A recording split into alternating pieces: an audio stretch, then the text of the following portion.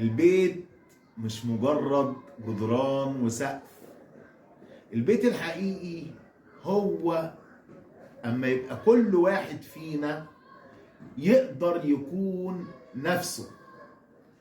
النبي عليه الصلاة والسلام كان بيعمل ده مع أهل بيته، كان بيسمع ليهم، كان بيضحك معاهم، كان بيشاركهم مشاعرهم.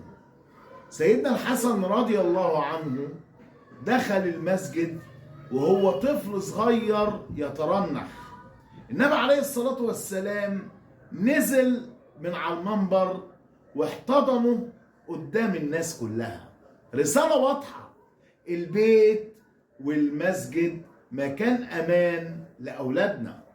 لما ابنك يغلط ويجي يحكي لك وهو مطمن إنك هتسمعه، لما زوجتك تلاقي عندك صدر رحب، ساعتها البيت هيتحول إلى واحد أمان. جرب كده النهاردة تقول أنا جنبك، ما تخافش، هتفرق كتير وهتلاقي السعادة هتنتشر في أركان البيت جميعا.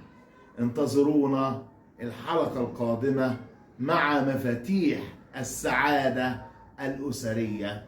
فعل الجرس واشترك في القناة، وسلام.